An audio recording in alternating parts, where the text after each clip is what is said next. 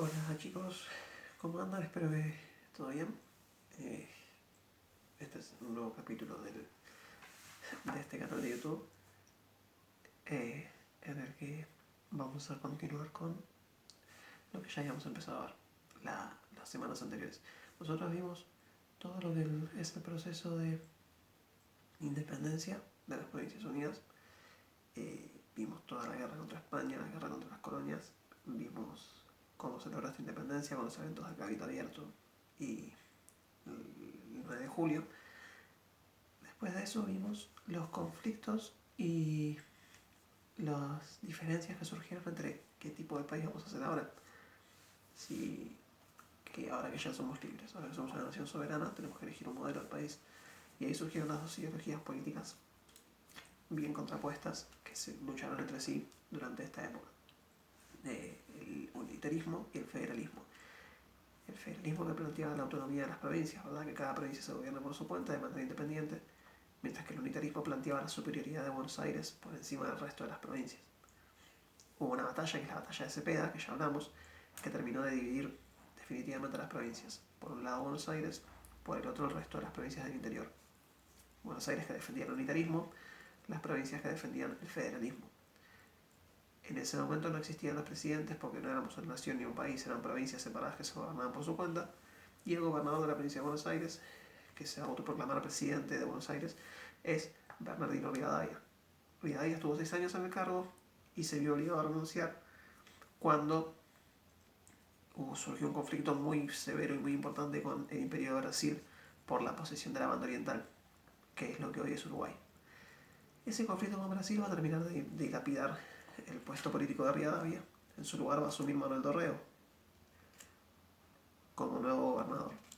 Manuel Dorrego se va a ver obligado a firmar la paz con Brasil, una paz muy humillante para lo que opinaban los criollos y los porteños de acá. Perdón, los criollos, no los porteños. Y lo que va a pasar es que Lavalle, que era un general unitario que peleaba en la guerra, volvió de la banda oriental, bastante enojado, bastante molesto, llegó a Buenos Aires, depuso a Dorrego del poder y lo fusiló. El fusilamiento de Dorrego, que creo fue un vacío de poder, fue una crisis y anarquía total en Buenos Aires durante un par de largos meses, años también. Con lo que entonces la Cámara de Representantes, que era este grupo de gente que elegía gobernadores, se va a ver obligada a elegir un nuevo representante, un nuevo gobernador de la provincia de Buenos Aires. Y el encargado para ocupar este cargo va a ser un estanciero poderoso, rico, llamado Juan Manuel de Rosas. Juan Manuel de Rosas va a gobernar con una condición, que es que se le otorguen las facultades extraordinarias, porque Buenos Aires y el resto de las provincias se encontraban en el pico máximo de violencia, de una guerra civil encarnizadísima, con niveles altísimos de tensión. Entonces, para poder poner orden, a Rosas se le otorgó el título de restaurador de las leyes de la provincia de Buenos Aires y se le otorgaron las facultades extraordinarias. Con esto Rosas podía suprimir todo tipo de libertades individuales, podía gobernar sin límites, podía aplicar cualquier ley que él quisiera, podía hacer lo que se le cante, básicamente. Así fue que gobernó Rosas durante 2 mandatos. El primero va a durar de 1829 a 1831, poquito tiempo, en el que Rosas va a restablecer el orden y va a eliminar, digamos, a aplacar un poco las aguas. Rosas estuvo al mando de una coalición de provincias que se enfrentaba a la Liga del Interior, una coalición de provincias del interior que luchaban contra Buenos Aires, Córdoba y alguna otra provincia. Lo que va a hacer Rosas durante ese primer mandato y durante el segundo también es controlar mucho a la sociedad. Ahora vamos a hablar bien en general de eso. Una vez que termina su primer mandato, Rosas exige que se le renueve, la Cámara de Representantes le quiere renovar el poder. Rosas exige que se le otorguen de vuelta las facultades extraordinarias, pero la Cámara de Representantes considera que no hace falta esta vez. Rosas dice que no va a gobernar sin facultades extraordinarias y se retira del cargo. Durante su ausencia, Buenos Aires y el resto de las provincias vuelven a entrar en caos, en conflicto, en luchas. Mientras que Rosas estaba haciendo la suya sin él ya en el poder, hubo muchos conflictos, muchos problemas de vuelta. Renunciaron 3 gobernadores en 3 meses, uno tras del otro. Entonces, en 1835, la Cámara de Representantes se vio obligada a devolverle el poder a Rosas y esta vez darle de vuelta las facultades extraordinarias y la suma del poder público. O sea que Rosas era un dictador sin límites, sin control, podía hacer lo que quisiera, por el conflicto y el contexto en el que estaban. Una de las gotas que derramó el vaso y que llevó a la guerra civil a su punto máximo de vuelta fue el asesinato de Facundo Quiroga, un caudillo de Córdoba que era la mano derecha de Rosas. Por supuesto que Rosas atribuyó este asesinato a los unitarios y la guerra civil se encrudeció mucho más. Rosas era federal, a todo esto nunca lo aclaré, perdón. En 1835 se forma la Confederación Argentina, durante el segundo gobierno de Rosas, que es la alianza de provincias que va a luchar contra la Liga del Interior. También va a sancionar la ley de aduanas, que impidió o limitó la importación de productos manufacturados para proteger las industrias artesanales de las provincias. Es decir, prohibía el ingreso de productos extranjeros para proteger la industria nacional, con esta ley de aduanas. Bastante interesante. Con respecto a la sociedad, lo que decía, Rosas obligaba a todos a pensar como él, ¿sí? Repartía divisas punzón, que eran las cintitas coloradas, y a través de dos sociedades de agrupaciones civiles, que son la Sociedad Restauradora y la Mazorca, se aseguraban controlar el orden en las provincias. ¿Qué es el orden? ¿Qué era el orden? Esto de que todos piensen como Rosas, ninguno le lleve la contra, no haya oposición política, no haya voces en contra, no haya posibles rebeliones. O sea, se vivía en un clima de bastante represión y control. De esa manera Rosas aseguraba la opinión pública. Rosas también contaba con el apoyo de los sectores populares, de los sectores de las masas, ¿sí? Y contaba con justamente la unanimidad de la opinión pública.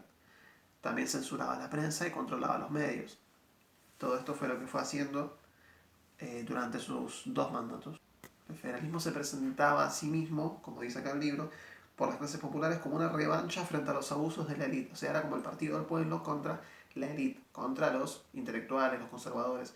Justamente la oposición al rosismo se encarna en un sector de intelectuales y pensadores, que eran conocidos como la generación del 37, que estaban en contra de Rosas, escribían contra Rosas. Y otros fuertes focos de oposición al rosismo se dio desde el exterior. Gran Bretaña y Francia estaban recontra en contra del gobierno de Rosas. Piensen, ¿por qué? Mucho tiene que ver la ley de aduana que acabamos de mencionar, que prohibía o limitaba las exportaciones e importaciones para favorecer la industria artesanal, la industria nacional, perdón. Si Francia y Gran Bretaña no pueden comerciar con Buenos Aires y con el resto de las provincias, que éramos uno de esos socios comerciales, entre comillas, predilectos, esto va a generar malestar en las potencias. De hecho, justamente, en dos oportunidades, Gran Bretaña y Francia realizan un bloqueo económico al puerto de Buenos Aires para evitar que ningún barco entre o salga. Estos dos bloqueos fueron sorteados por Rosas en las dos ocasiones, en dos batallas navales. Y los ingleses y los franceses se vieron obligados a levantar ambos bloqueos. Esto ocurre más o menos hacia 1845. Bien. Con respecto a la caída de Rosas, porque Rosas gobernó desde 1835 hasta 1852. Él ese año cayó. Rosas tenía mucha oposición porque por supuesto era el caudillo de Buenos Aires y las provincias estaban en contra.